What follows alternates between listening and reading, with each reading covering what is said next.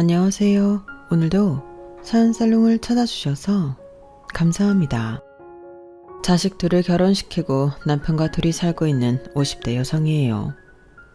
흔히들 부모와 자식 간의 인연을 천륜이라고 하잖아요. 하늘이 이어준 관계라는 의미인데요. 그만큼 특별한 관계라고 할 수 있을 거예요. 제게는 배로 낳은 아들과 가슴으로 낳은 딸이 하나 있어요. 사실 제 딸은 시누이가 낳은 아이예요. 그러니 딸아이와 저는 조카와 외숙모를 만났어야 할 관계였던 거죠. 하지만 인연이 되려니 모녀지간이 되었네요. 그런데 얼마 전에 딸아이를 버리고 집을 나갔던 시누이가 딸을 돌려달라며 찾아온 거예요. 아니, 자식이 물건도 아니고 자기 힘들 땐 버리고 살만하니까 찾아와 내놓으라고 하다니 이게 말이 되나요? 27년간 내가 낳은 자식과 똑같은 마음으로 키워온 저로서는 정말 이런 시누이가 이해도 안 되고 절대 용서도 안 돼요. 그래서 이렇게 사연까지 보내게 되었습니다. 그럼 지금부터 자식도 버리고 자기 인생 찾아 떠났던 염치 없는 시누이에 대한 사연을 전해드릴게요. 저는 어릴 때 꿈부자였어요. 꿈이 엄청 많았거든요. 정확히 말하자면 수시로 꿈이 바뀌어서 그랬던 거지만요. 한때 제 꿈은 우주 비행사였어요. 국민학생 때 TV에서 보았던 아폴로 11호의 달 착륙 영상을 보고 나도 저렇게 달에 가보고 싶었거든요. 제가 어릴 때만 해도 달에는 떡방아를 찢는 토끼가 산다고 했거든요. 어린 마음에 그걸 고지고대로 믿었던 저는 내 눈으로 달토끼를 확인하고 싶었어요. 그래서 우주비행사가 되고 싶었던 건데 국민학교 3학년 때던가요? 달토끼는 없다는 걸 알게 된 거예요.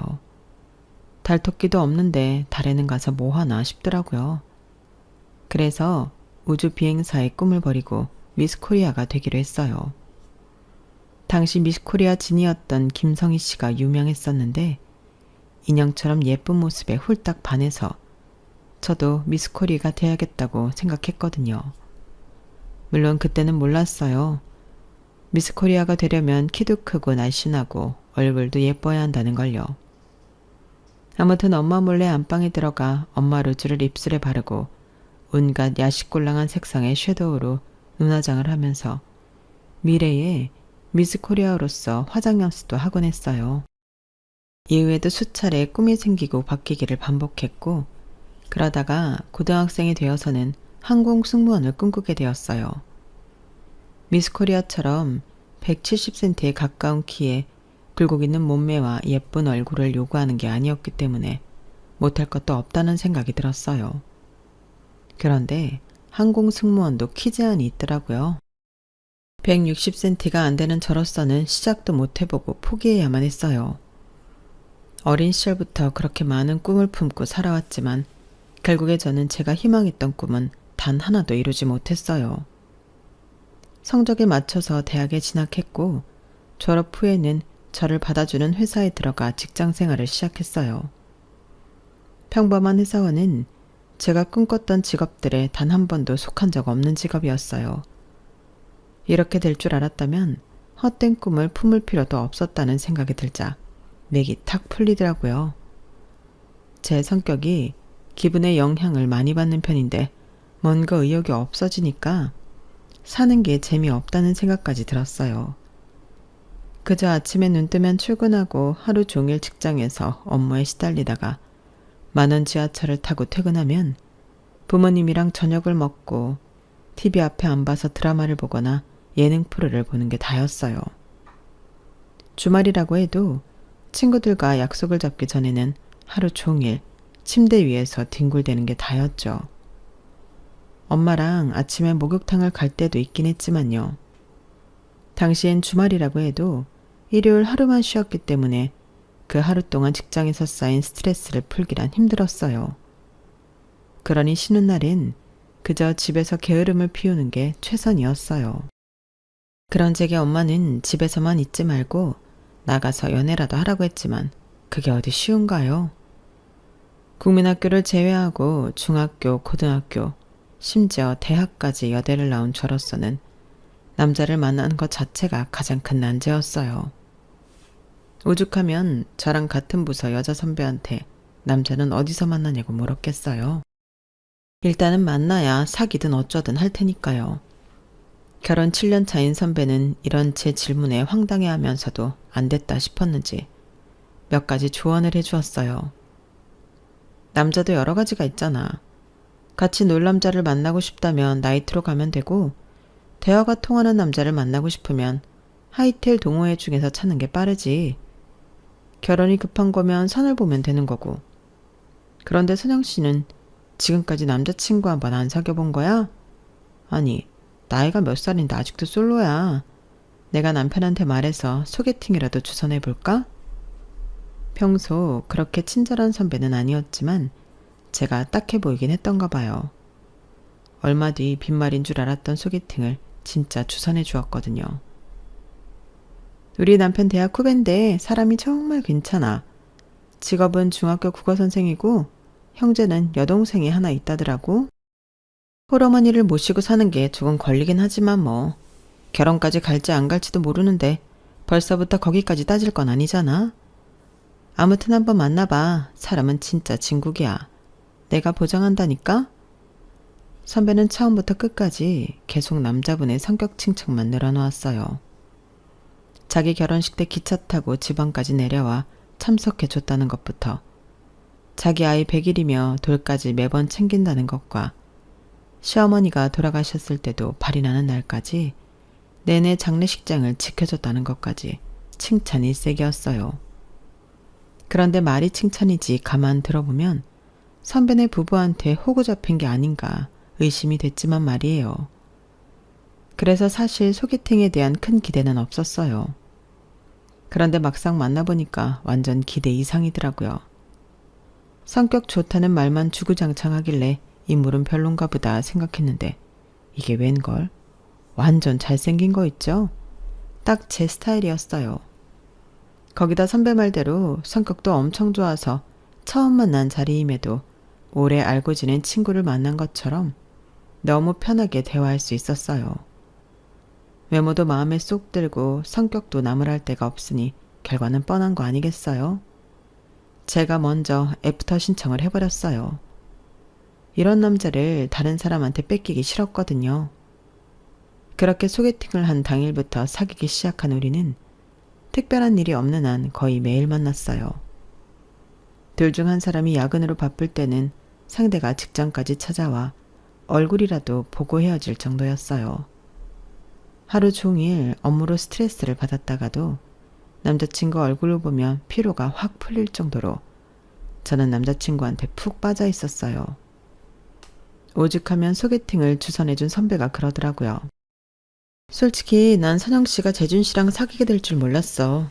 재준 씨가 직업도 좋고 정말 괜찮은 사람인 건 틀림없지만 인물이 좀 그렇잖아. 네? 그게 무슨 말씀이세요? 저 재준 씨 얼굴 보고 사귀는 건데요. 제 말에 선배는 처음엔 제가 장난을 하는 줄 알고 깔깔대며 제 어깨를 손으로 탁탁 치더라고요. 그러다가 제 표정을 살피고는 경악에 가까운 표정으로 변했어요. 어머머, 선영 씨 진심인가 보네? 당연하죠. 우리 재준 씨가 얼마나 잘생겼는데요. 그러자 선배는 입을 떡 벌린 채 더 이상 아무 말도 하지 않았어요. 그 모습에 정말 억울했어요. 제 눈에는 제 남자친구가 정말 잘생겨 보였거든요. 진돗개 눈처럼 속쌍꺼풀이 진 눈에 코카스파니엘 저리 가랄 곱슬머리, 오똑한 코에 알사탕을 문 것 같은 통통한 보살까지 정말 귀여웠어요. 제가 이 얼굴에 빠져서 결혼까지 했으니 말 다 했죠. 아무튼 저는 남편을 볼 때마다 항상 남편 볼을 손으로 부비면서 잘생겼다고 그러거든요. 지금까지도요. 그런데 연애 초반엔 제 이런 행동에 남편의 반응이 썩 좋지 않았어요. 그러다 사귀고 반년쯤 됐을 무렵 진지하게 그러더라고요. 선영아, 내가 전부터 궁금했던 게 하나 있는데 솔직하게 대답해줬으면 좋겠어. 매번 나한테 잘생겼다고 하는 말 말이야. 나 좋으라고 하는 소리니 아니면 장난으로 하는 소리니? 응? 그게 무슨 소리야? 나도 사람인데 내 외모를 모르겠니? 태어나서 지금까지 잘생겼다는 말은 너한테 빼고 들어본 적이 없어. 솔직히 내 얼굴이 잘생긴 거랑은 거리가 먼 얼굴이잖아. 남편의 말에 순간 정신이 멍해졌어요. 내 눈에는 분명 남편이 잘생겨 보이는데 왜 다들 이런 말을 하나 싶었거든요. 물론 정우성이나 장동건처럼 전형적인 미남형은 아니지만 그래도 남편은 남편 나름대로 잘생긴 얼굴이 분명하거든요. 그런데 마치 제 눈이 잘못된 것처럼 다들 이런 반응을 보이니까 정말 내가 이상한 건가 하는 생각이 들더라고요. 그래서 속상하고 답답했어요. 남편조차도 내 진심을 믿지 못하는 것 같아서요. 서운한 마음에 울먹이면서 나는 진심이었다고 말을 했더니 남편이 잠시 저를 바라보기만 하더라고요. 그러더니 피식 웃으면서 이러는 거 있죠? 사람 마음이 참 간사한 게 네가 자꾸 나보고 잘생겼다고 말해주니까 언제부턴가 나도 그 말이 당연하게 받아들여지는 거 있지? 진심이 아닐지도 모른다는 생각을 하면서도 말이야. 고마워 선영아. 난 진짜 행운한가 봐. 내 부모 외에 날 이렇게 예쁘게 봐주는 사람을 어디서 만날 수 있겠어? 이래서 집신도 제 짝이 있다고 그러나 보다.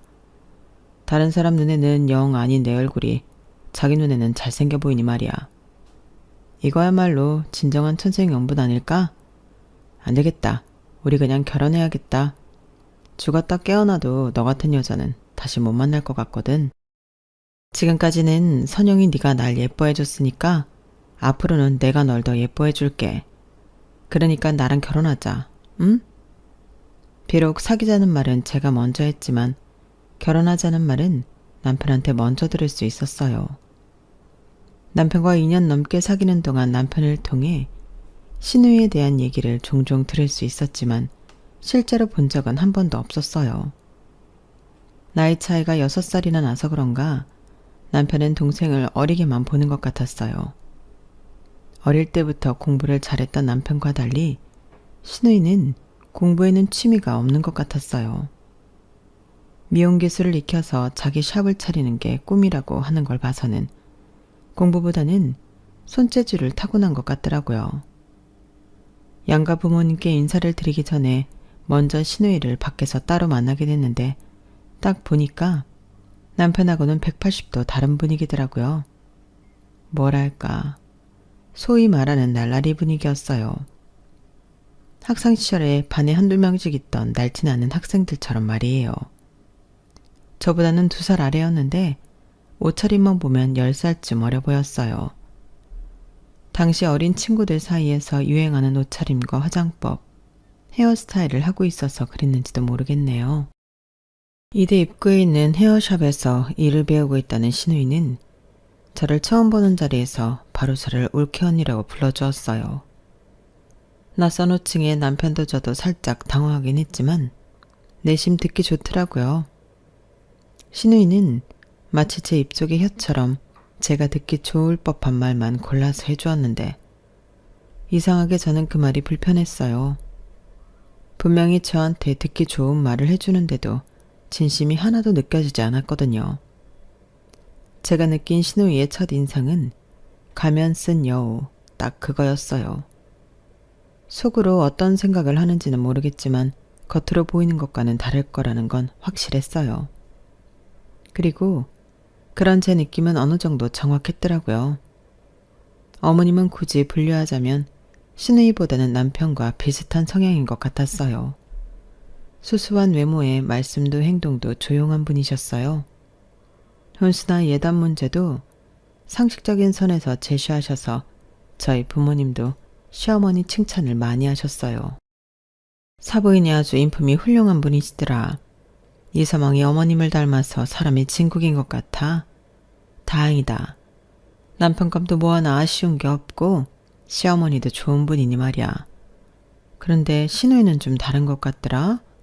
아무리 헤어샵에서 일을 한다곤 하지만 상견례 자리에 노랑머리에 가슴골이 훤히 드러나는 옷을 입고 오는 게 어딨니?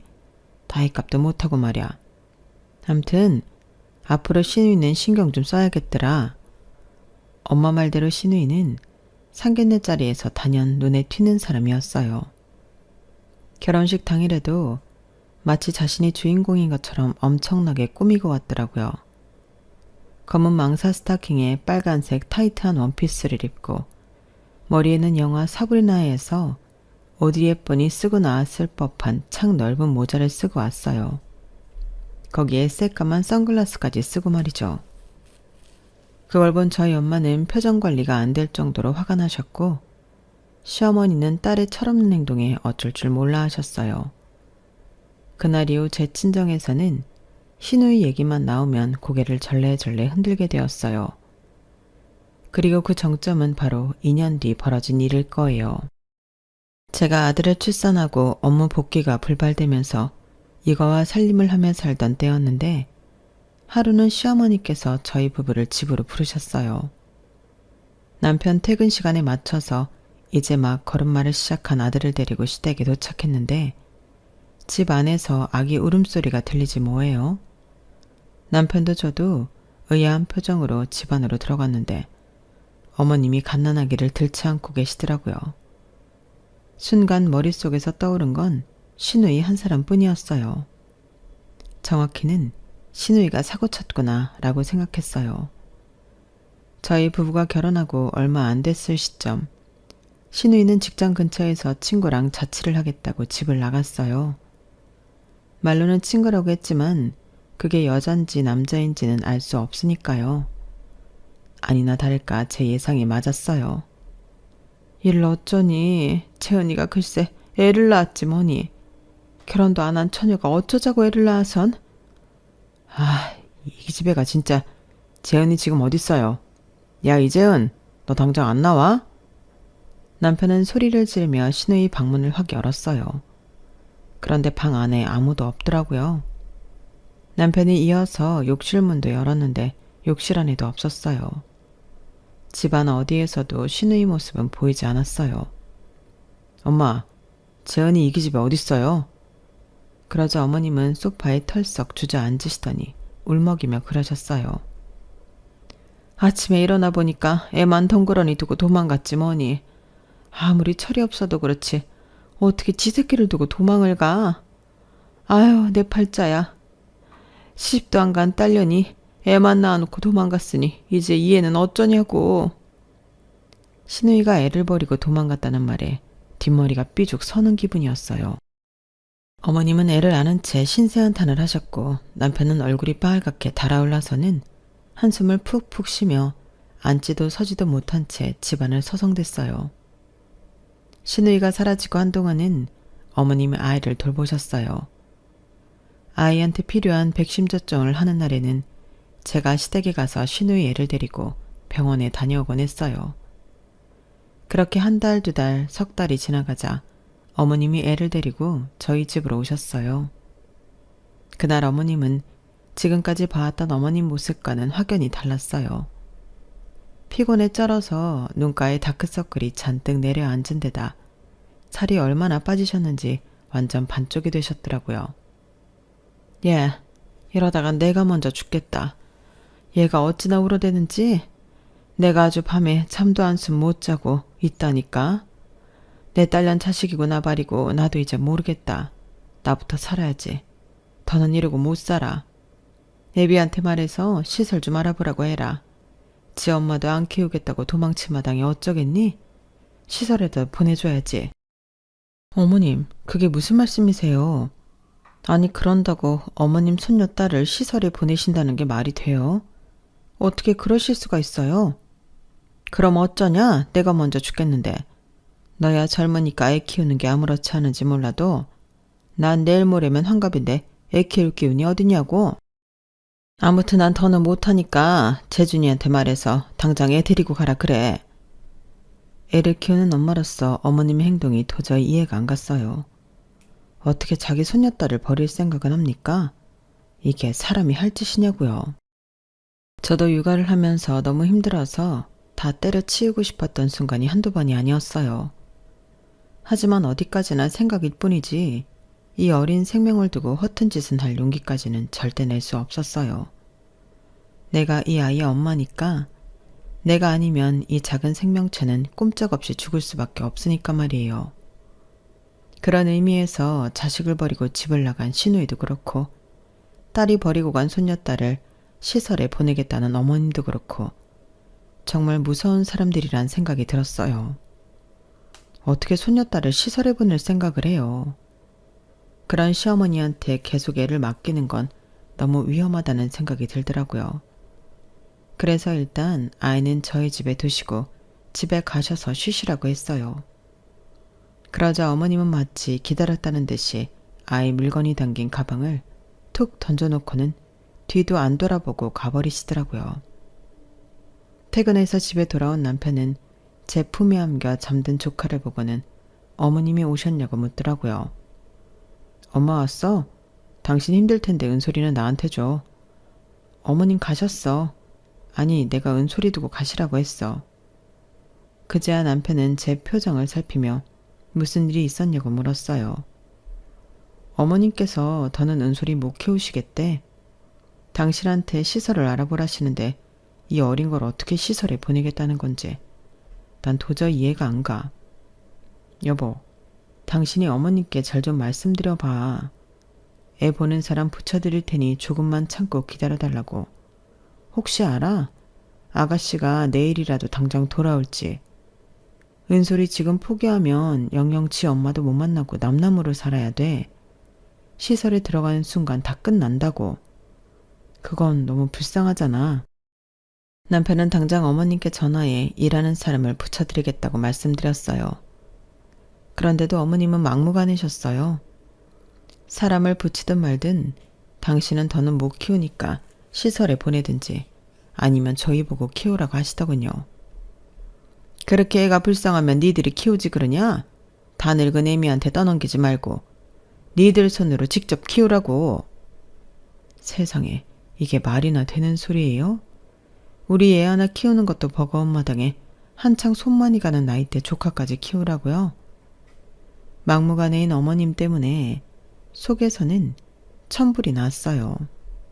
하지만 자신의 처지를 아는 건지 모르는 건지 저를 보며 방실방실 웃고 있는 시누이 딸을 보니 차마 내 손으로 이 아이를 시설에 보낼 수는 없겠더라고요.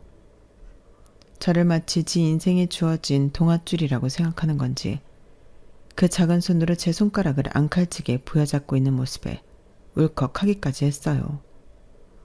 이런 애를 어떻게 내 손으로 밀어낼 수 있겠어요. 그래서 남편과 상의 끝에 은솔이를 우리가 맡아서 키우기로 했어요. 하지만 저 혼자서 젖먹이 아이 둘을 키우며 살림까지 하는 건 도저히 힘들어서 못하겠더라고요. 보다 못한 친정 부모님이 살림을 도와줄 파출 도우미를 보내주셔서 그분의 도움을 받아 생활할 수 있었어요. 교사 외벌이로는 애 둘 키우는 것도 벅차다는 걸 잘 아시기에 처음에는 시누이가 곧 나타날 걸 염두에 두고 길어야 1, 2년 안에 끝날 일이라고 생각했어요. 하지만 아이가 7살이 되도록 여전히 시누이한테서는 연락 한 통이 없었어요. 이제는 더 이상 선택을 미룰 수가 없는 상황인데 말이죠. 딸아이를 학교에 보내려면 서류 정리를 해야 했거든요. 결국 남편과 저는 시누이 딸을 호적에 올리고 서류상 부모와 자식이 되었어요. 결정을 내리기까지 수년이 걸리긴 했지만 그건 우리 딸아이한테 마음이 없어서 그랬던 건 아니에요. 혹여 시누이가 뒤늦게라도 찾아와 자기 자식을 찾으려 할 때 문제되는 일을 없게 하려고 기다렸던 거예요. 하지만 딸아이가 8살이 되도록 시누이는 연락조차 없었고 결국 아이의 교육을 위해 결단을 내리게 된 거였죠. 사실 우리 부부는 딸아이를 맡은 지 얼마 안 된 시점부터 우리에겐 조카가 아닌 친자식 그 이상의 존재였어요. 그냥 처음부터 하늘이 우리 부부한테 보내준 자식 같았거든요. 걸음마를 시작하고 말을 하게 되면서 아이는 매 순간 우리 부부를 웃고 울게 만들었어요. 너무 사랑스러운 모습에 아이가 자라는 걸 멈추길 바란 적도 있었어요. 그 순간이 너무 사랑스럽고 예뻐서 조금 더 이 순간을 함께하고 싶었거든요. 남편은 딸바보라는 말을 들을 정도로 딸아이의 사소한 순간까지도 사진에 담곤 했어요. 남편과 제 휴대폰에는 아직도 딸아이의 어린 시절이 담긴 사진이 수백 장이 넘게 들어있을 정도예요. 우리 아들 역시도 제 동생을 어찌나 챙기는지 때로는 남편보다도 더 빡빡하게 여동생을 단속하곤 했다니까요. 아이들이 중학생 때였는데 하루는 아들이 제 동생한테 이런 말을 하고 있더라고요. 이윤솔, 세상의 모든 남자는 다 늑대야. 아빠랑 나만 빼고 말이야. 알았어? 그러니까 누가 너보고 예쁘다고 하면서 추근대면 귀싸대기를 날려버려. 알았지? 그거 다 개수작이니까. 어쨌든 너한테 접근하는 남자애들이 있으면 오빠한테 말하고. 그 얘기는 어찌나 진지한 표정으로 하고 있던지 하마터면 소리나게 깔깔대고 웃을 뻔했다니까요. 그날 밤 퇴근한 남편한테 제가 그 얘기를 전해주었더니 남편이 그 길로 아들 방에 들어가더라고요. 문 밖에서 들어보니 아들한테 기특하다며 앞으로도 동생 곁에 남자애들이 꼬이면 오빠인 네가 정리를 해줘야 한다며 용돈까지 챙겨주더라고요. 그 아빠의 그 아들 아니랄까봐 정말 웃기지도 않더라고요. 그렇게 애지중지하던 딸아이 남자친구가 생기고 결혼 발표를 하자 우리 집 두 남자는 마치 자신이 소중히 아껴온 애착인형을 뺏긴 강아지처럼 전전긍긍하는 모습이더라고요. 그러다 딸아이와 함께 인사를 하러 집에 찾아온 예비사위를 보고는 눈으로 레이저를 쏘아대는데 제가 다 어이가 없더라고요. 여보, 그만 좀 해. 은솔이 평생 끼고 살 거야? 할 수만 있다면 난 우리 딸 시집 안 보내고 평생 옆에 끼고 살고 싶어. 이 남자가 진짜 딸 자식 인생을 망치려고 이래? 은솔이가 당신이랑 살고 싶대? 자식이 자라면 품에서 놓아줄 줄도 알아야 하는 법이야. 나라고 은솔이 시집 보내고 싶은 줄 알아? 아직 내 눈에는 아무것도 할 줄 모르는 어린애일 뿐인데 말이야. 그래도 어쩌겠어. 자기 짝 찾아 떠나겠다는 자식을 박수치며 배웅해 줄 수밖에. 그게 부모가 할 수 있는 최선일 테니까. 딸아이는 26이 되자 수년간 사귀어온 대학 선배랑 결혼을 하겠다고 했어요. 예비사위는 딸아이와 처음 사귀던 시점부터 집에도 자주 찾아오고 김장 때마다 집에 와서 일손도 돕고 했던지라 거진 사위나 마찬가지였어요. 사람이 차분하고 한결같아서 진작부터 저는 사윗감으로 점 찍어 놓았던 사람이기도 했어요. 다만 본격적으로 혼담이 오가면서 사돈댁에 대해 알고서는 남편도 저도 이 결혼을 해도 되는 건지 주저하게 되더라고요. 그도 그럴 게 저희 집과는 너무도 차이가 나게 돈이 많은 집안이었거든요. 혹시라도 우리 딸이 부잣집에 시집가서 구박이나 받고 사는 게 아닌가 걱정이 앞섰어요. 물론 수년간 봐온 사위 댐댐이를 봐서는 이런 걱정이 괜한 걸 수도 있겠지만 그래도 사람 일은 모르는 거니까요.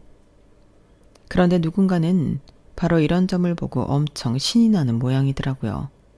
그게 누구냐고요? 바로 신우이였어요.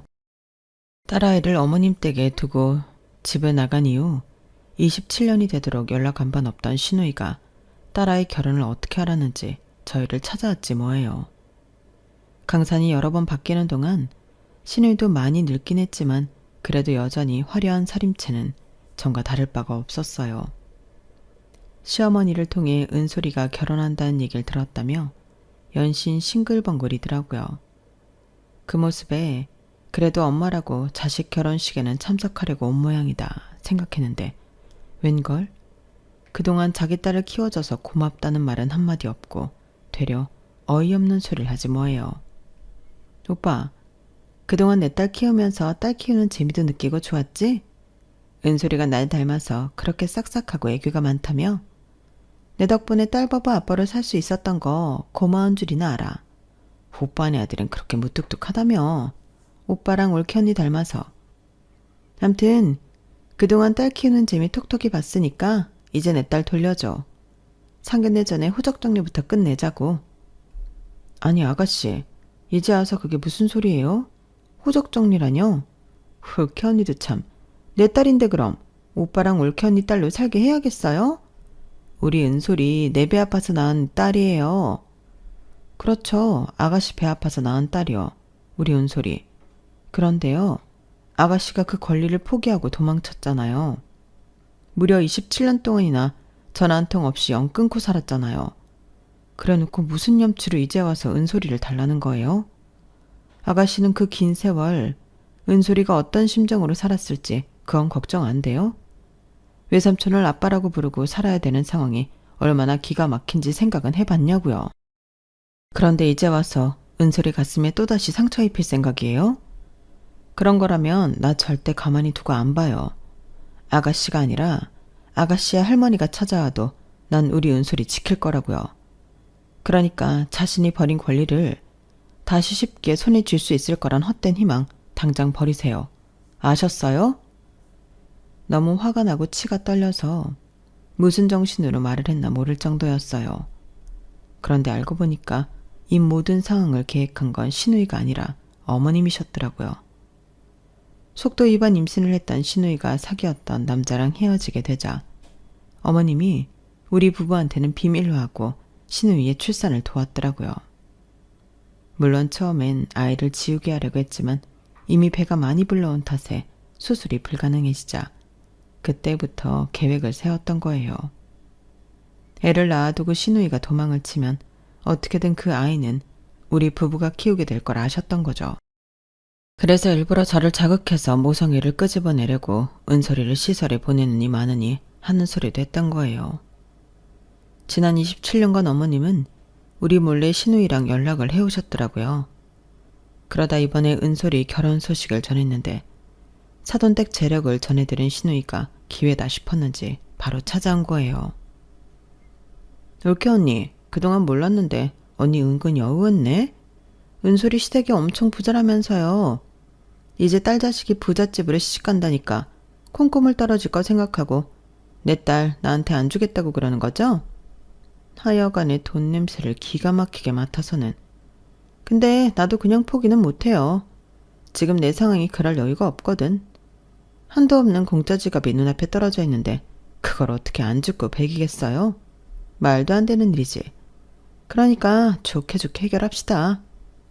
언니랑 오빠가 내 말 안 들어주면 나 직접 애들 찾아가는 수도 있어요. 그래도 돼요? 돈에 눈이 멀어서는 자식을 돈줄로밖에 생각 못하는 신우이를 보니 화도 났지만 한편으로는 안 됐다는 생각도 들었어요. 그간의 인생이 얼마나 공공했으면 자식을 상대로 이러는 걸까 싶었거든요. 이번 일로 남편은 신우이와 엄청 싸웠고 결국 신우이는 딸아이와 사위를 찾아갔더라고요. 그런데 거기서 생각지도 못한 일이 벌어진 거예요. 사실 우리 부부는 아주 예전부터 딸아이한테 친모에 대한 얘기를 해주었어요. 친모 못지않게 우리 부부가 사랑을 줄 수는 있지만 그래도 자신의 뿌리는 알아야 되니까요. 주변 친척들을 통해 자기 엄마가 어떤 사람인지를 일찍부터 듣고 자란 딸아이는 27년 만에 찾아와 자신을 공짜 지갑처럼 생각하는 엄마한테 무척 배신감을 느꼈어요. 그건 사위 역시 마찬가지였어요. 자신들을 만나자고 찾아와서는 연신 사돈 집안 재산이 얼마나 되는지 파악하려 혈안이 된 사람처럼 구는 게 역겨울 정도였거든요. 은솔아, 얘기 들었지? 내가 네 친엄마야. 우리 딸 그동안 엄마가 얼마나 보고 싶었는지 아니? 네 외삼촌이랑 외숙모가 아니었다면 진작 널 만날 수 있었을 텐데. 그래도 지금이나마 모든 걸 제자리로 되돌릴 수 있어서 얼마나 다행인지 몰라. 일단 호적 정리부터 하고 상견례 날짜부터 잡자. 친모가 버젓이 살아있는데 가짜 엄마 아빠를 상견례 자리에 앉힐 수는 없잖니? 자신이 버린 딸한테 진정 어린 사과는 할 생각도 않고 어떻게든 서류상 관계를 복구하는 데만 혈안이 된 신우이 모습에 딸아이는 많이 실망했던가 봐요. 안 그래도 엄마에 대한 감정이 안 좋은 딸인데 말이에요. 그걸 본 사위는 결국 자신이 총대를 매기로 했어요. 그래서 신우이한테 대놓고 그랬죠. 은솔이 낳아주신 친어머님이시라면 결혼 얘기도 어머님이랑 하는 게 맞겠죠? 어머 당연하지 사위. 나랑 얘기를 안 하면 누구랑 하겠어? 네. 그럼 일단 저희 쪽에서 원하는 혼수랑 예단 목록부터 드릴게요. 안 그래도 은솔을 키워주신 외삼촌한테 부담 드릴 게 죄송했었는데 친어머니시라고 하니까 마음이 좀 놓이네요. 사위는 애초에 있지도 않은 가짜 예단 목록과 혼수 목록을 신우이한테 건넸어요. 그러자 목록을 본 신우이는 펄펄 날뛰기 시작했어요. 아니 이게 뭐야? 수입차의 명품백, 골프채, 그리고 이 가구들은 다 뭐야? 아, 가구는 이태리 장인이 만든 수제 가구로 골랐어요. 이런 게 수십 년이 흘러도 유행도 안 타고 가치가 유지되니까요. 참, 저희 부모님이 예단비는 1억 보내시면 3천 돌려드리는 걸로 하시자는데 어떠세요? 괜찮으시죠? 그 말에 신우이는 마른 침만 연신 삼키더니 갑자기 몸이 안 좋다며 돌아가 버렸어요. 그리고 예상하시는 대로 그 길로 잠적을 해버렸고요. 결혼을 앞두고 찾아와 마음을 헤집고 간 친엄마가 야속할 법도 한데 딸아이는 이 상황을 담담하게 받아들이더라고요. 우리 딸아이와 함께 가짜 리스트를 만들어 신우이를 몰아낸 사위는 가짜 리스트를 쭉쭉 찢으며 혹시라도 우리가 오해할까봐 몇 번이나 안심을 시켜주었어요. 그 후 한 달 뒤 우리는 상견례를 했어요. 직접 만나보니 사위가 누굴 닮았는지 확실히 알겠더라고요. 사돈 내외 모두 수수하고 인상이 좋은 게 사위랑 분위기가 똑같았거든요. 이번 결혼은 자식들이 부모한테 손 안 벌리고 지들 형편에 맞춰서 하겠다고 하니까 그렇게 하도록 놔두자고 하셔서 우리도 아이들 뜻을 따르기로 했어요. 시작부터 자기들 손으로 하나하나 마련해 보겠다는 그 마음이 어찌나 예쁘던지 몰라요. 돈보다는 내 옆에 있는 사람과 함께 인생을 설계한다는 거에 의미를 두는 것 같았거든요. 이런 마음을 신우이가 보고 배워야 하는 건데 그 점은 조금 아쉽네요. 사람은 쉽게 변하지 않는다고 신우이가 이번 일로 뭔가 깨닫고 마음가짐이 변할 거라고는 생각하지 않아요. 하지만 먼 훗날이라도 자신이 벌일 행동에 대해 창피함 정도는 느낄 수 있길 바랍니다. 적어도 인간이길 포기하지 않는다면 말이죠. 지금까지 제 사연을 들어주셔서 감사합니다. 여러분의 가정에도 항상 좋은 일들만 있기를 기원합니다. 여러분, 사연 댓글에 응원과 현명한 조언 부탁드려요. 좋아요와 구독은 저에게 큰 힘이 됩니다. 오늘도 좋은 일 가득하세요.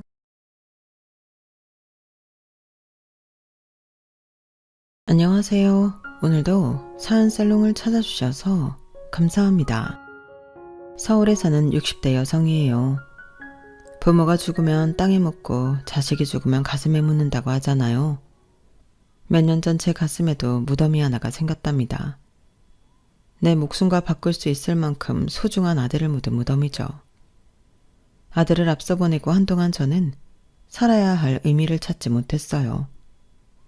남편이 들으면 서운하겠지만 옆에 있는 남편한테 신경 쓸 겨를이 없을 정도로 제 삶 전체가 무너져 내렸거든요.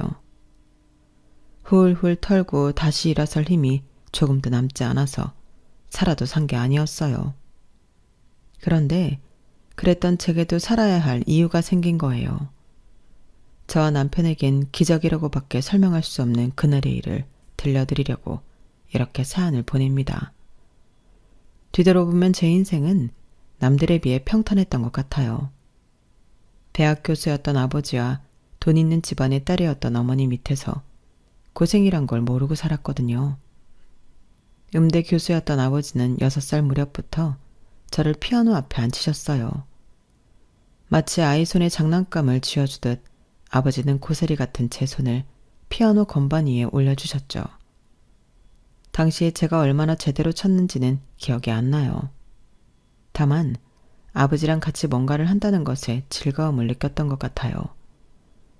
당시 음대 교수임에도 불구하고 자식들에게 따로 음악 교육을 하지 않으셨던 아버지였기에 아버지가 손수 제게 피아노를 가르치셨다는 것만으로도 어머니를 비롯해 주변 분들은 많이들 놀라셨어요. 제게는 10살 이상 차이가 나는 언니와 오빠가 있는데 그 형제들에겐 하지 않으시던 걸 제게만 가르치셨으니까요. 그래서 다들 아버지가 계셔서 제게 음악적 소질을 본 게 아니냐는 말들을 했어요. 아무래도 저를 음악 쪽으로 키우려고 하시는 게 아닌가 하고 말이죠. 저 역시도 처음 피아노를 시작할 때는 몰랐지만 조금씩 머리가 커가면서 아버지가 그런 의도를 가지고 계신 게 아닌가 생각하게 되었어요. 사실 음악적 소질이고 뭐건 간에 제게 가장 의미가 됐던 건 아버지가 나한테 기대를 하시는구나 하는 생각이었어요. 그렇게 생각하니 연습을 게을리할 수가 없더라고요. 어떻게든 남들보다 낫다는 걸 증명하고 싶어서 밤낮 없이 연습하고 기대를 저버리지 않으려고 노력했어요. 제 또래 아이들이 나가는 콩쿠르에서 받은 트로피가 늘어갈수록 그래도 내가 아버지의 기대에 부응하고 있다는 만족감도 느끼게 되었죠. 외할아버지께서는 이런 손녀딸을 위해 해외 유학까지 보내주려고 하셨어요. 경자야, 이 하레비는 말이다. 이문이 나지 않는 데는 투자를 안 하는 사람이다. 뼛속까지 장사꾼이거든. 그런데 말이다. 이번만큼은 하레비가 우리 막내 손녀를 위해서 이문과 상관없이 투자를 해볼 생각이다. 그건 네 능력을 믿어서가 아니야. 네 아버지 안목을 믿는 거지. 서운해도 할 수 없다. 하지만 대신 널 위한 투자는 아끼지 않으마. 유학을 가고 싶다면 그게 어디든 보내줄 거고 네가 원하는 피아노가 더 있다면 전 세계를 뒤져서라도 찾아서 사주마. 구두쇠로 알려진 외할아버지께서 전적으로 저를 후원해 주시겠다고 하자 외가 식구들은 다들 엄청 놀라셨어요. 특히 어머니는 누구보다 기뻐하셨죠. 집에 돌아와 아버지께 자랑을 하실 정도로요. 여보, 우리 아버지께서 경자를 밀어주실 모양이에요. 원하는 건 뭐든 해주시겠다고 하지 뭐예요. 그래서 말인데 경자 플란서로 유학 보내는 거 어때요? 신문에 보니까 예술가들은 다들 플란서 파리에 모인다던데. 우리 경자도 일찍부터 그런 분위기 속에서 살면 좋잖아요. 막내딸의 미래를 상상하며 한껏 고무된 어머니는 아버지가 당연히 허락해 줄 걸로 믿고 그렇게 말했어요. 하지만 어머니의 예상과 달리 아버지는 의외의 대답을 하신 거예요. 경자를 뭐하러 유학을 보내? 괜히 얘한테 헛바람 넣지 마. 아니 여보, 그게 무슨 말이에요? 헛바람이라뇨. 애초에 당신이 바랐던 게 이런 거 아니었어요? 피아노에 소질이 있는 애니까 돈 있는 외조부 도움받아 해외 유학이라도 떠나길 바랐던 거 아니었냐고요. 이제 와서 발뺌할 생각이에요? 이 사람이 내가 언제 경자한테 피아노에 소질이 있다고 그랬어? 나는 그저 우리 경자가 나이 차이 많이 지는 형제들 밑에서 자라는 게 외롭지 않을까 해서 피아노를 가르친 것뿐이야. 안타깝게도 우리 집 애들 중에 음악적 소질을 가지고 태어난 애는 단 한 명도 없어. 아버지의 그 말은 많은 변화를 몰고 왔어요. 가장 먼저 시작된 변화는 어머니였어요. 그동안 어머니는 저를 예술고등학교에 보내려고 값비싼 피아노 레슨을 시키셨는데 하루아침에 딱 끊으셨거든요. 대신 제 공부를 도와줄 과외 선생을 들이셨어요. 이제는 딴 데 신경 쓰지 말고 열심히 공부해서 성적을 올리라는 무언의 압력이었죠. 당시만 해도 이름 있는 고등학교에 진학하려면 시험을 봐야 했는데 제 당시 성적으로는 거기에 미치지 못했거든요. 그리고 어머니만큼이나 아버지 말씀에 영향을 받은 사람은 바로 저였어요. 사춘기 중학생이던 제게는 엄청난 파장이 끼쳤거든요. 사실 그동안 저는 내가 피아노에 소질이 없다는 걸 내심 알고 있었는지도 몰라요. 그럼에도 열심히 피아노를 쳤던 건 뛰어난 음악가인 아버지가 나를 인정해 줬다는 것 때문이었어요. 그런데 그게 아니라고 하니까 더 이상 제가 피아노에 매달릴 이유가 없어진 거였죠. 하루도 거르지 않던 피아노 연습은 단번에 끝나버렸고 이후로는 피아노를 거들떠보지도 않았어요. 신기한 건 아쉬움도 없고 불만도 없었어요. 사람들은 흔히들 열심히 해오던 걸 그만두게 됐을 때 엄청난 상실감을 느낄 거라고 생각들 하는데 그것도 사람 나름이고 상황 나름인 것 같아요. 적어도 저는 피아노를 그만두면서 일말의 미련도 없었거든요.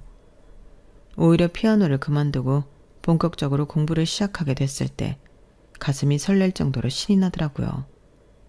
그동안은 피아노 연습을 해야 한다는 강박 때문에 공부를 겉핥기로만 했었는데 이제는 온전히 신경을 쏟을 수 있어서 그렇게 좋을 수가 없었어요. 그렇게 1년 정도 공부에 매진했고 그 결과 명문고등학교에 합격할 수 있었어요.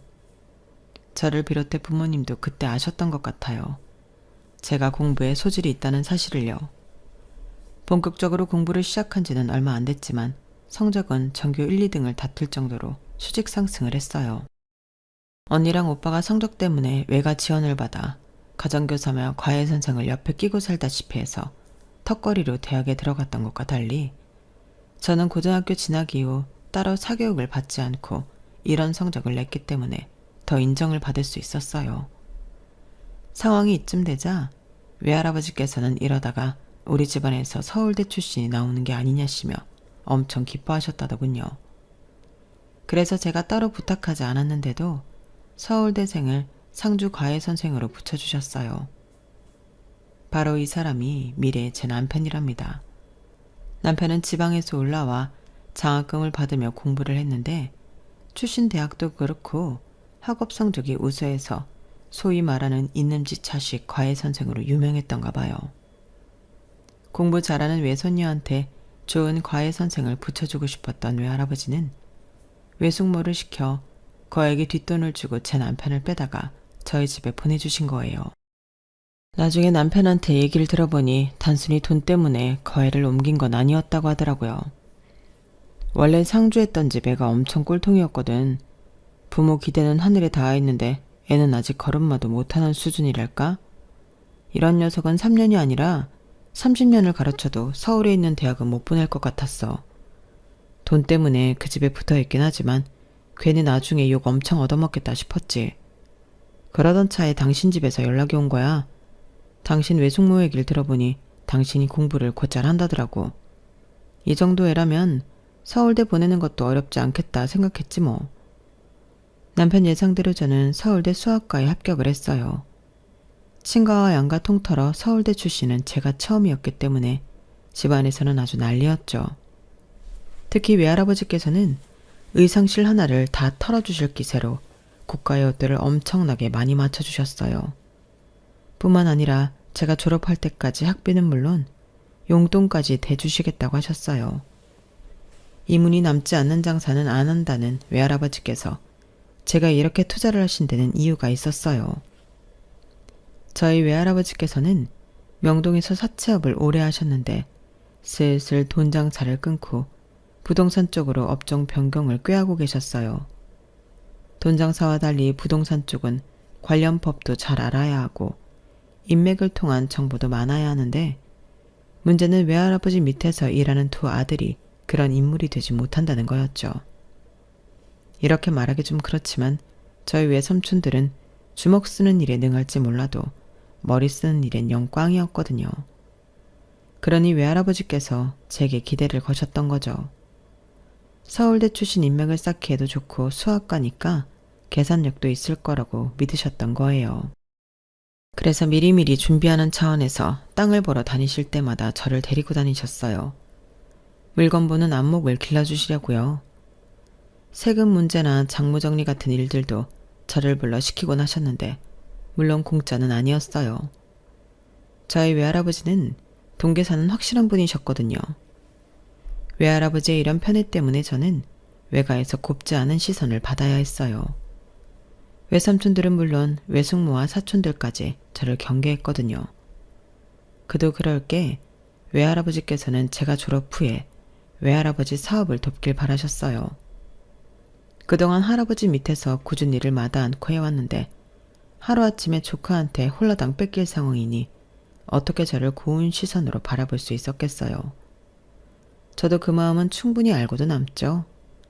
그런데 그건 어디까지나 오해라는 걸 다들 몰랐던 게 문제였어요. 외할아버지께서는 제게 사업을 물려주시려는 게 아니라 외삼촌들을 돕길 바라셨던 것 뿐이거든요. 나중에서야 외할아버지를 통해 그런 사실을 전해 듣고는 그제야 저를 대하는 태도가 달라지더라고요. 대학교 3학년이 되었을 때 외할아버지께서는 제게 선자리를 잡았으니 나가보라고 하셨어요.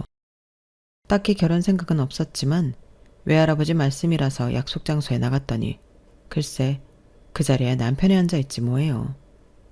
제 과외선생으로 드릴 때부터 이미 제 짝으로 염두에 두셨던 거예요. 제 성적이면 굳이 뒷돈까지 줘가며 빼온 과외선생을 붙일 필요가 없었는데도 학비며 생활비까지 지원해가면서 남편을 제 옆에 붙여두신 건 훗날을 생각해 그러신 거였죠. 그러니까 남편은 저희 외할아버지한테 과외 선생으로 뽑힌 게 아니라 애초에 외손주 사위로 뽑혔던 거예요. 남편과는 2년 정도 연애를 하다가 대학 졸업 후에 결혼식을 올렸어요. 대기업에 다니는 남편은 1년 중 3분의 2 이상을 해외에서 보내야 했어요. 출장 갔다가 돌아오면 며칠 안 돼서 또다시 출장을 떠났거든요. 아이라도 있었다면 외롭지는 않았겠지만 안타깝게도 우리 부부 사이엔 아이가 생기지 않았어요. 병원에 가서 검사도 해보고 임신이 잘 된다는 한약도 먹어봤지만 좀처럼 아이는 생기지 않더라고요. 그렇다고 남편이나 제 몸에 이상이 있던 것도 아니었어요.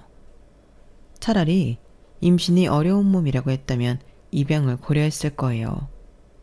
아이가 없어서 그런가 남편은 점점 더 밖으로만 돌았어요. 밖에서 놀고 다닌 거라면 뭐라고 한마디 했을 텐데 일에 빠져서 사는 사람이라 그럴 수도 없었어요. 살면서 제 생일이나 결혼기념일을 남편이 챙겨준 일이 단 한 번도 없을 정도로 남편은 저보다는 늘 일이 먼저인 사람이었어요. 그래도 남들이 보기에는 이보다 좋은 남편감도 없었죠. 학벌 좋고 직장 좋고 돈도 잘 벌어오는 데다가 시집살이 시킬 시부모님도 없었거든요. 그러니 제가 외롭다고 떠들어댄들 제 말에 귀를 기울여줄 사람은 없었어요. 그럴수록 저는 점점 더 외로움에서 비롯된 마음의 병까지 얻게 되었고요. 수면제가 없으면 잠을 잘 수 없을 정도였어요. 돈이야 많았죠.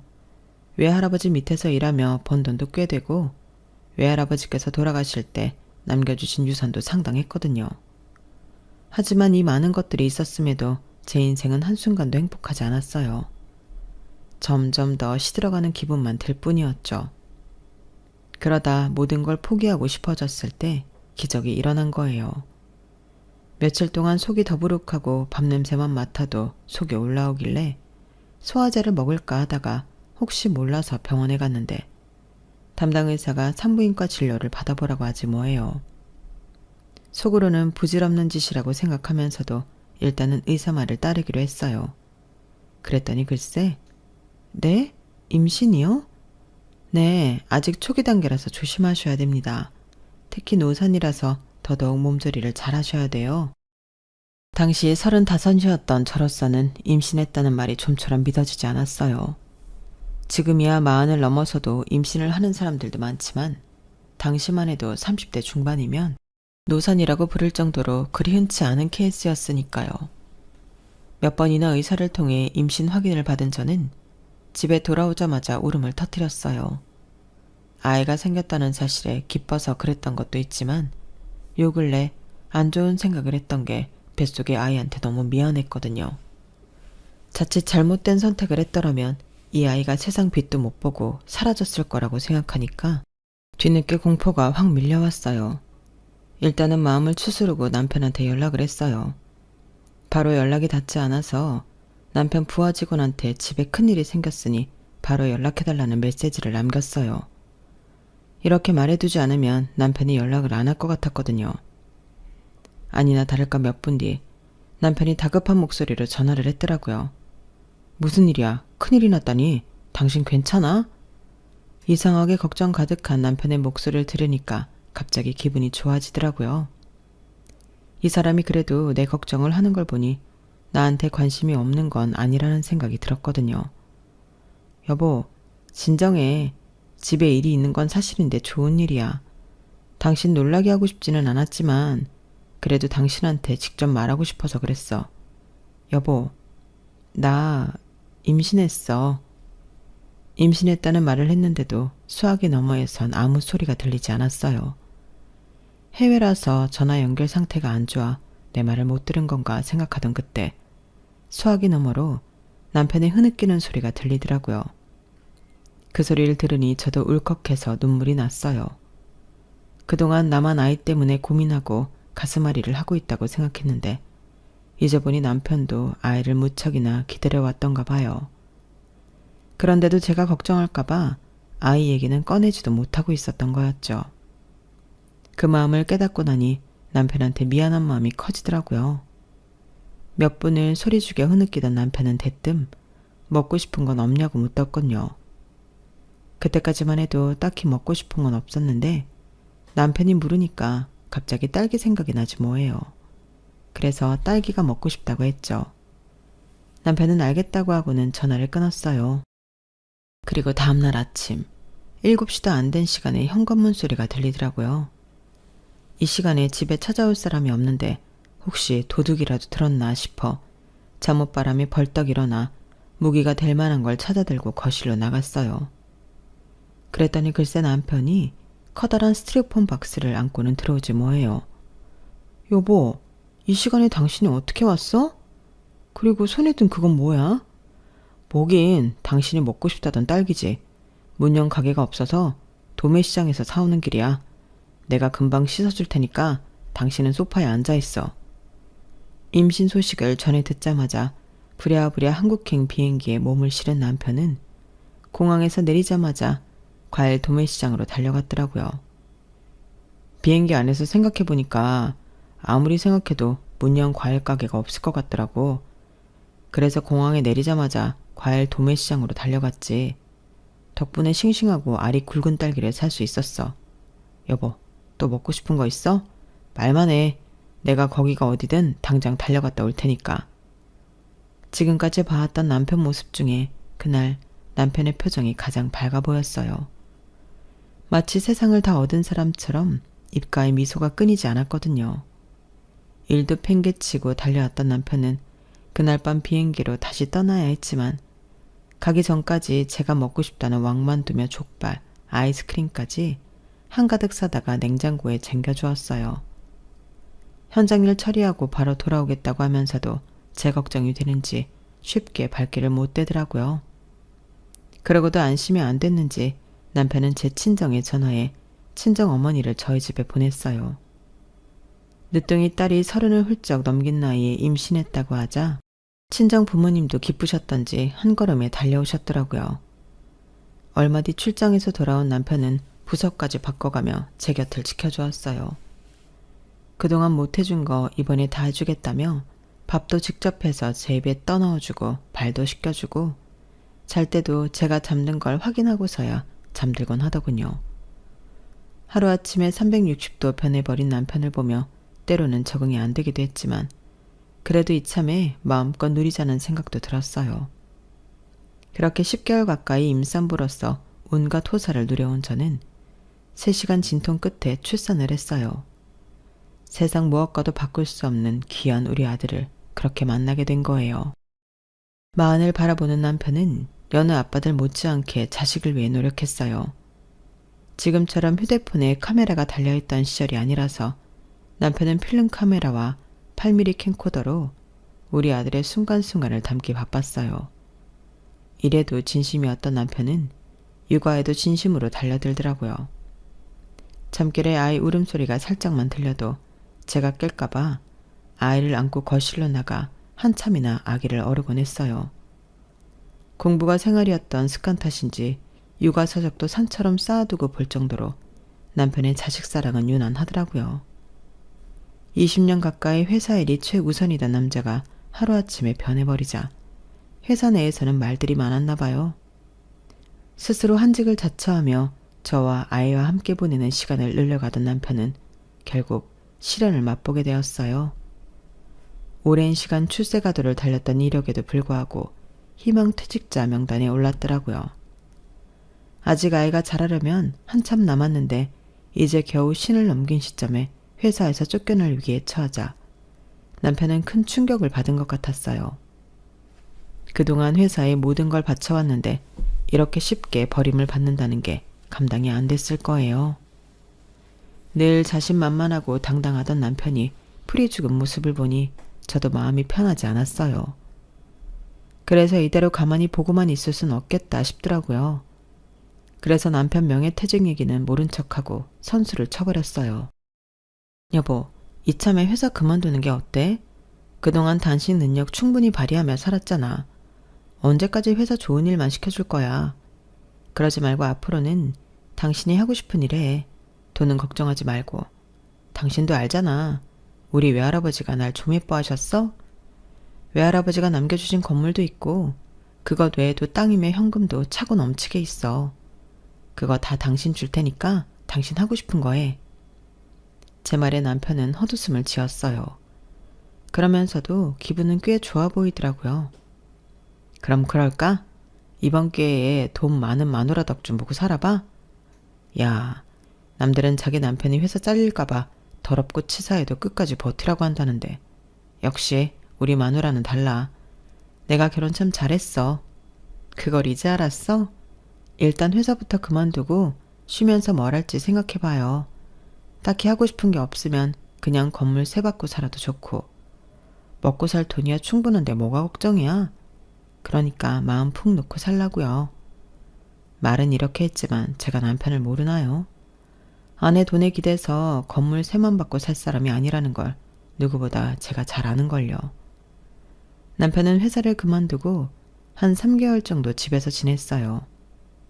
그러는 동안에 하루에 몇 시간씩 서재에 들어가 사업 구상을 하더니 얼마 뒤 작은 회사를 차렸어요. 퇴직금으로 감당할 수 있는 규모로 말이죠. 제가 사업 자금을 지원해 줄 테니 규모를 키우라고 해도 남편은 극구 사양했어요. 자식 앞에서 가장으로서 떳떳하려면 그러면 안 된다나요? 그리고 몇 년 뒤 20여 년 가까이 대기업 직원으로 전 세계를 돌며 일을 했던 남편이 차린 회사는 어느 정도 자리를 잡았고 조금씩 규모도 키워나가기 시작했어요.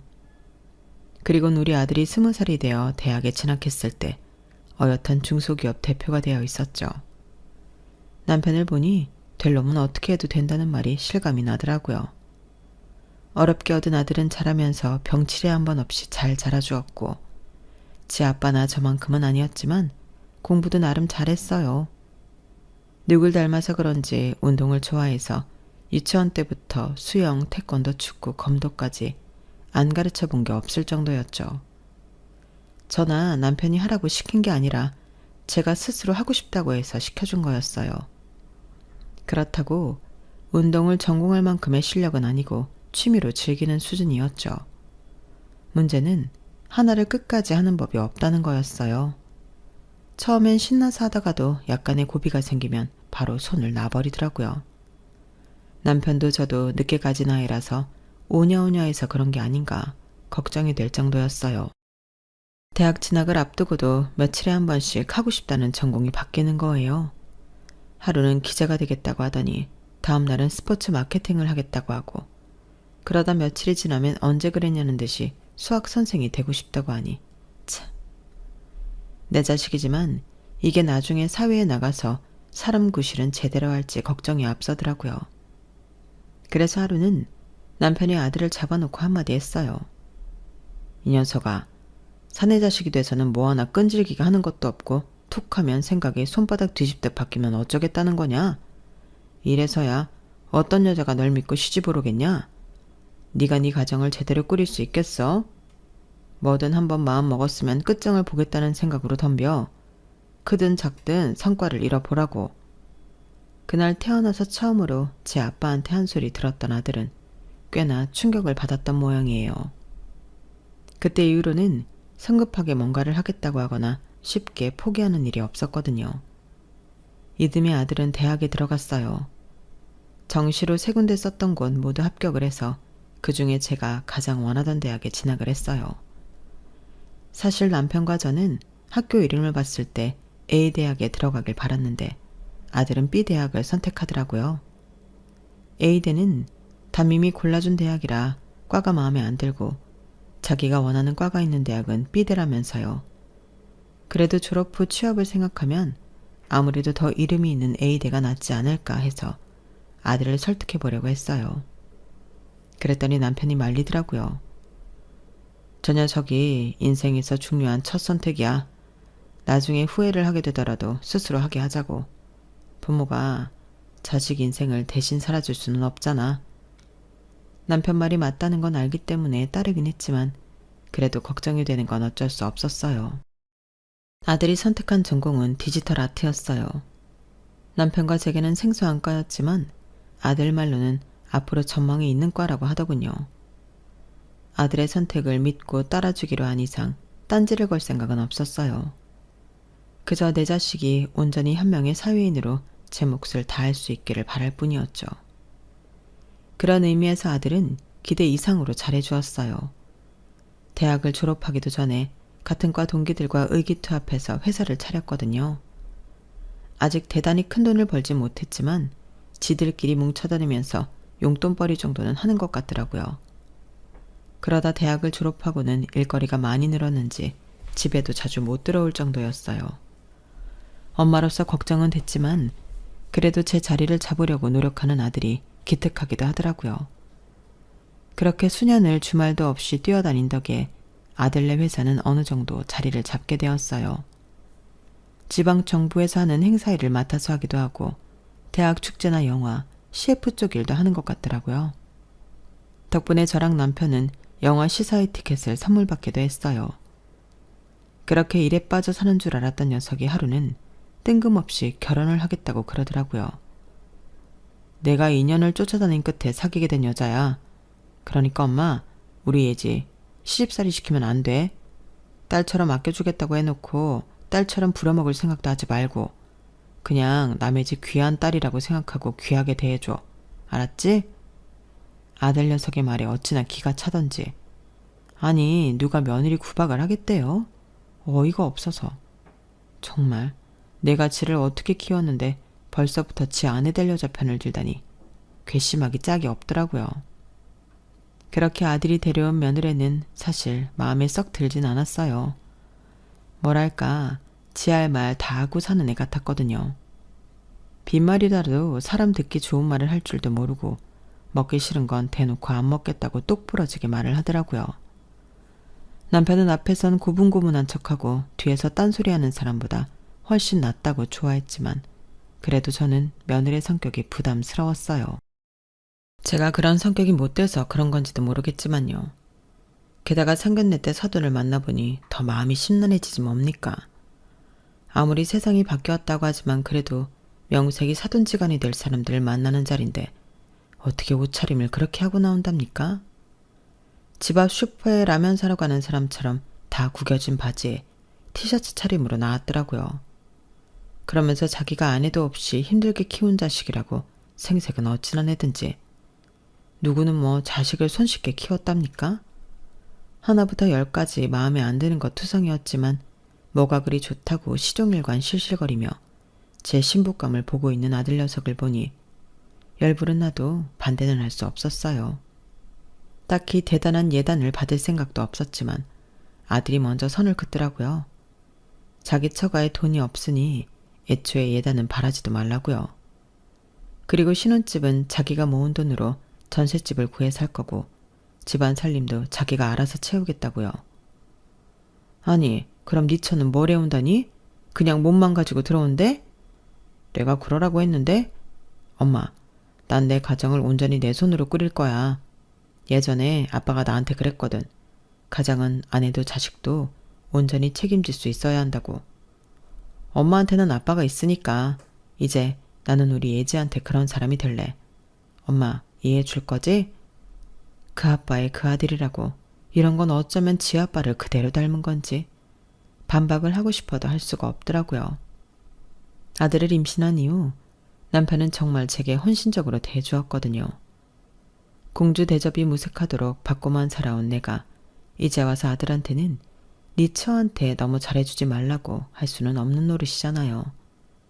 그래서 속은 쓰리지만 이해하려고 노력했어요. 마음을 비우고 보니 며느리도 그렇게 막대먹은 애는 아니더라고요. 남편 말대로 뒤에서 딴소리하는 것보다 앞에서 솔직하게 말해주는 게 훨씬 편하기도 했고요. 적어도 앞과 뒤가 다른 애는 아니라는 얘기니까요. 그렇게 조금씩 며느리를 이해하려고 노력하다 보니 불편한 점도 조금씩 줄어들기 시작했어요. 그렇게 1년이 지나고 2년이 지나 우리가 가족이 된 지 3년이 넘어가기 시작했어요. 다른 건 아쉬운 게 없는데 손주 소식이 아직 없다는 게 마음에 걸렸어요. 저희 부부가 애가 안 들어서 마음고생을 했던 게 생각나서 애들한테 눈치를 주지 않으려고 부단히 노력을 했는데 그러다 보니 제가 속병이 나겠더라고요. 아들네 부부랑 외식을 나갔다가 식당 안에서 뛰어다니는 어린아이한테 시선이 갔는데 저도 모르게 순간 화들짝 놀랐지 뭐예요. 아무도 뭐라고 하지 않았는데 저 혼자 며느리한테 눈치 준 것처럼 보이면 어쩌나 걱정을 했지 뭐예요. 이런 걱정은 아파트 단지를 지날 때도 그렇고 며느리랑 차를 타고 가다가 초등학교 앞을 지나면서도 그렇고 수시로 하게 되더라고요. 손주가 태어나기 전까지는 남모를 이런 걱정을 하고 살아야 되나 한숨이 다 났어요. 그러면서 한편으로는 나도 이런데 당사자인 며느리는 오죽하랴 싶더라고요. 그래서 더 며느리한테 마음을 쓰게 되었어요. 그 일이 있기 전까지는 말이죠. 하루는 아들 녀석의 전화에서는 중대 발표가 있으니 저희 부부 보고 꼼짝 말고 집에 있으라고 그러지 뭐예요. 순간 머릿속에선 이혼이라는 단어가 떠올랐지만 아들 녀석 목소리가 밝은 거 보면 그건 아니다 싶었어요.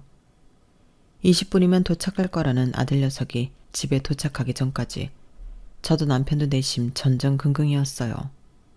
그런데 이 녀석이 온다고 한 지가 언젠데 1시간이 지나도 감감무소식이지 뭐예요. 그렇게 3시간 가까이 남편과 저는 꼼짝 않고 집에서 아들을 기다렸어요. 그런데 그때 모르는 번호로 전화가 온 거예요. 그리고는 믿을 수 없는 말을 하더라고요. 제 아들내미가 교통사고를 당했는데 병원으로 바로 와달라고요. 얼마나 다쳤냐고 물어도 대답은 않고 빨리 오라는 말만 반복하길래 남편과 택시를 타고 병원으로 향했어요. 그리고 그곳에서 듣게 된 건 아들의 사망 소식이었어요. 병원에 도착했던 순간부터 의식은 없었다며 뭐라고 길게 얘기를 하는데 그딴 건 귀에 들어오지도 않았어요. 세상을 다 준데도 안 바꿀 귀한 내 자식이 세상을 떠났는데 그 외에 다른 말들이 무슨 소용이 있겠어요. 하늘이 무너진 것처럼 막막하고 가슴을 돌덩이로 내리친 것처럼 아려왔어요. 제가 바닥에 주저앉아 주먹으로 가슴을 치며 오열하는 바람에 정작 남편은 소리내 울지도 못했어요.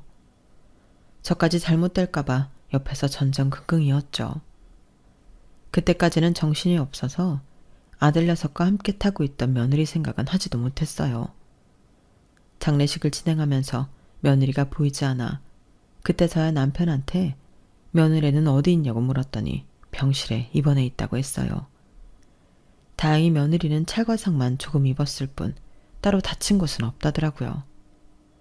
그런데 그 말을 들으니 더 화가 나는 거예요. 내 아들은 죽었는데 며느리는 고작 찰과상이 다라고? 심보를 이렇게 쓰면 안 되는 건 알지만 그래도 그땐 어쩔 수 없었어요. 내 아들의 죽음이 너무도 크게 느껴졌으니까요. 그렇게 멀쩡하면 지 남편 장례식에는 와야 할 거 아니에요. 어떻게 지 남편이 죽었는데 코빼기도 안 보이냐고요. 서운한 마음에 소리를 쳤더니 남편이 그러는 거예요. 그게 며느리가 충격이 커서 그런지 기억을 잃은 것 같아. 의사 말로는 일시적인 기억 상실일 거라는데 언제 기억이 돌아올지는 기약할 수가 없대. 그러니 장례식은 우리 둘이 치릅시다. 그렇게 남편과 둘이서 아들 장례식을 치르고 이틀간은 도저히 기운이 안 나서 침대에 누워 있었어요. 그랬더니 남편이 같이 병원에 좀 가보자고 그러더라고요. 싫어요. 내 아들은 죽었는데 살아남은 며느리를 보러 가자고요? 내가 왜요? 경찰이 하는 말 못 들었어요? 발견 당시 우리 애가 며느리를 감싸고 있었다잖아요. 그게 무슨 의미겠어요? 지 아내 살리자고 내 아들이 죽었다는 얘기 아니냐고요. 내 아들이 목숨까지 바쳐서 살려냈더니 기억 잃었다는 핑계로 내 아들 마지막 가는 길 배웅도 않고 속 편하게 잠만 잘 자고 있잖아요. 그런 애를 내가 왜 찾아가야 돼요? 안 가요. 안 간다고요. 고래고래 소리를 지르고는 이불을 뒤집어 썼어요. 그랬더니 남편이 다가와 제 등을 쓸어주며 그러더군요. 며느리가 기억에 들어오면 그땐 우리보다 더 힘들 거야. 당신 곁에는 나도 있고 내 곁에는 당신이 있지만 며느리한테는 아무도 없잖나. 작년에 친정아버지 세상 떠나고 아무도 없는 앤데 우리라도 돌봐야지. 우리 친석이가 하늘에서 보면 얼마나 야속해 하겠어. 며느리 위한다 생각 말고 내 아들 마음 편하게 해주자 생각하고 가보자고. 남편은 치사하게 우리의 얘기까지 꺼내며 제 등을 떠밀었어요. 그렇게 찾아간 병실에는 며느리 혼자 덩그러니 누워있더라고요. 다른 병상엔 가족으로 보이는 보호자들이 와 있는데 며느리 병상엔 아무도 없었어요. 그걸 보니 가슴이 뭉클하기도 했지만 저희 부부를 보고는 멍하게 바라보는 며느리를 보자 한숨이 났어요. 이제 하다하다 기억을 잃은 며느리 병수발까지 해야 하나 싶었거든요. 마음 같아선 손가락 하나 까딱하기 싫었지만 그래도 눈앞에 보이는데 두 손 놓고 있을 수가 없어서 남편과 함께 1층 편의점에 가서 필요한 물품을 사왔어요. 냉장고에 마실 거랑 과일도 채워두었고요. 그런데 그때 며느리 주치의가 왔더라고요. 우리 보고 부모님이냐고 묻길래 시부모라고 했더니 의사가 며느리 눈치를 살짝 보더니 밖에서 얘기 좀 하자고 했어요. 그래서 따라 나갔는데 글쎄 아드님이 아내분과 뱃속의 아기를 살리려고 끝까지 아내분을 안고 있었나 봅니다. 그 말에 전식이 번쩍 든 저는 의사한테 되물었어요. 그게 무슨 소리예요? 뱃속의 아기라니요? 모르셨어요? 며느님 임신 5주차입니다. 그 말을 듣는 순간 남편도 저도 눈물이 터져 나왔어요. 내 아들 잡아먹은 며느리라고 속으로 그렇게 욕을 했는데 내 아들이 지킨 건 어쩌면 자기 자식인지 모른다는 생각에 괜히 며느리한테 미안하기까지 하더라고요. 남편을 따라 병원에 올 때까지만 해도 세상 만사가 다 귀찮고 그냥 아들 따라 가고 싶다는 생각뿐이었는데 간사하게도 임신을 했다는 의사의 말에 없던 기운이 솟아나지 뭐예요. 그 길로 며느리가 누워있는 병실을 달려가 며느리를 안고 펑펑 울었습니다. 얼마 뒤 며느리는 퇴원을 했고 아들 녀석과 함께 살던 집에 혼자 둘 수가 없어서 남편과 제가 수시로 찾아가 말벗을 해주었어요. 홀몸이 아닌 며느리 밥을 챙기는 것도 제 몫이었죠. 그렇게 반년 가까이 지나는 사이 며느리는 기억을 되찾았어요. 한 번에 다 떠올린 건 아니고 떠듬떠듬 조금씩 찾아나갔어요. 제 남편의 죽음을 떠올린 그날은 미친 듯이 울부짖어서 며느리가 잠들 때까지 제가 안고 있었습니다. 그리고 다음날 며느리가 그러더군요. 저희 부부랑 같이 살게 해달라고요. 혼자서는 이 집에서 버틸 자신이 없다는 거예요. 저도 남편도 며느리랑 뱃속의 아기가 걱정되던 터라 두 말 않고 그러자고 했어요. 손자 녀석이 태어나던 날도 며느리는 저희 부부랑 집에서 함께 아침을 먹고 병원으로 향했어요. 출산을 한 직후에도 며느리 곁을 지킨 건 저희 부부였고요. 3년이 지난 지금은 더 이상 시부모와 며느리가 아니라 그냥 딸처럼 지내게 되었답니다. 평탄하기만 했던 제 인생에 불어닥친 시련이 처음엔 감당하기 힘들어서 모든 걸 놓아버릴까 생각했어요. 하지만 인생은 시련을 이겨낼 만큼의 기적 같은 희망도 선사한다는 걸 알게 되었죠. 제게 있어 기적은 손자 녀석의 탄생이었어요. 이제는 모녀지간처럼 지내는 며느리도 제 인생의 기적 중 하나라고 해야겠네요. 자기 아내를 귀한 남의 집 딸처럼 귀히 여겨달라던 아들 녀석의 부탁을 오늘도 생각하며 사연을 마칩니다. 지금까지 제 사연을 들어주셔서 감사합니다. 여러분의 가정에도 안정과 행복이 가득하기를 진심으로 바랍니다. 여러분, 사연 댓글에 응원과 현명한 조언 부탁드려요. 좋아요와 구독은 저에게 큰 힘이 됩니다. 오늘도 좋은 일 가득하세요.